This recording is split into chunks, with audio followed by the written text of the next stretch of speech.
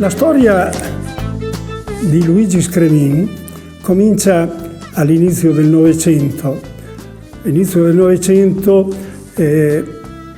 fa anche la prima guerra mondiale, lui è nato alla fine dell'Ottocento e comincia proprio con l'attività di falegnameria, di falegname. Con i fratelli decidono di mettere in piedi un'attività in proprio.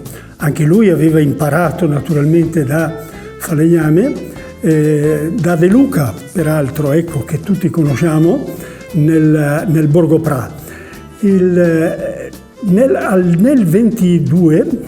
23 decidono di acquistare il terreno qui dove ha fatto la propria sede. La propria sede e anche la propria abitazione. Ecco, qui dove siamo in casa era lui che abitava, ecco, questo artista.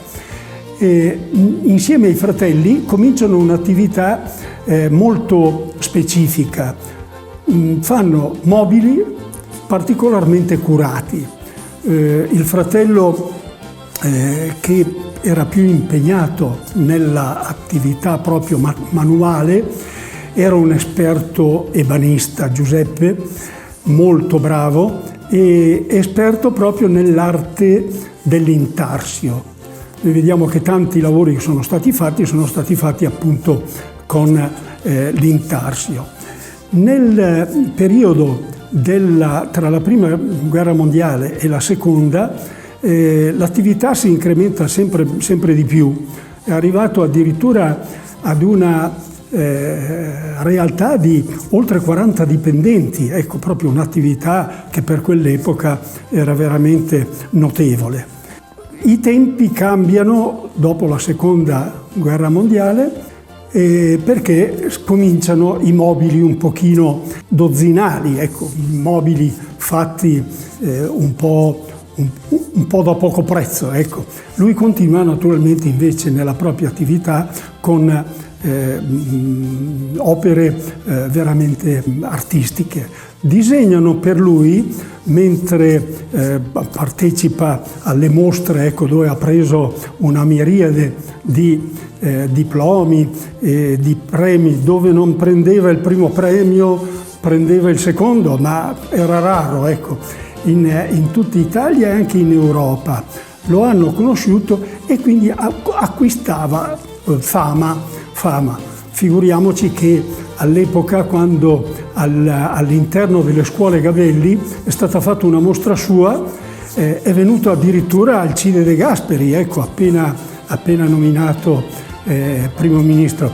Quindi veramente una persona poliedrica, molto, molto brava, molto capace. Lui faceva conoscere tutte le sue opere nelle varie mostre, come ripeto, in Italia e all'estero, e lì, ecco, acquisiva anche i suoi contatti e clienti. C'era una collaborazione molto stretta con pittori veramente di fama mondiale, veramente molto bravi. Edmondo Bacci, Fondazione Emilio Vedova, Marino Meo, avevano fatto appunto tante opere per lui. I dipinti venivano ricopiati e fatti in intarsio. Ecco, questa era un po' la sua attività migliore.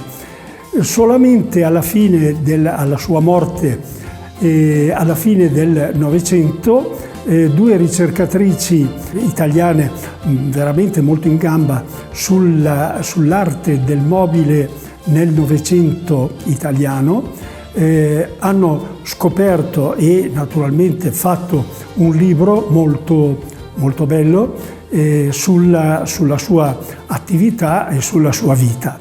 Per quanto riguarda la tecnica dell'intarsio, che era molto, molto in voga per quel periodo del primo Novecento, avevano una tecnica veramente particolare. Cercavano delle essenze di legno molto pregiato e ricopiavano i disegni che facevano gli artisti, i pittori, che erano molto in voga all'epoca,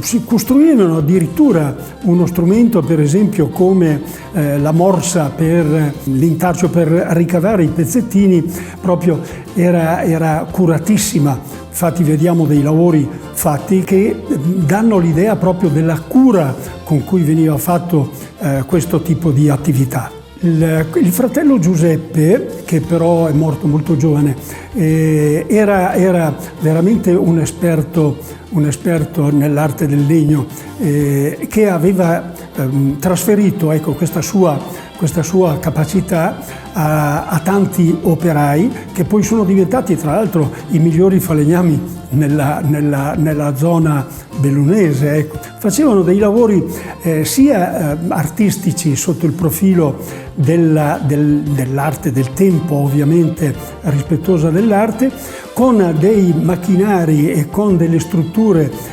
sicuramente avveniristiche per l'epoca. Erano strutturati veramente molto bene.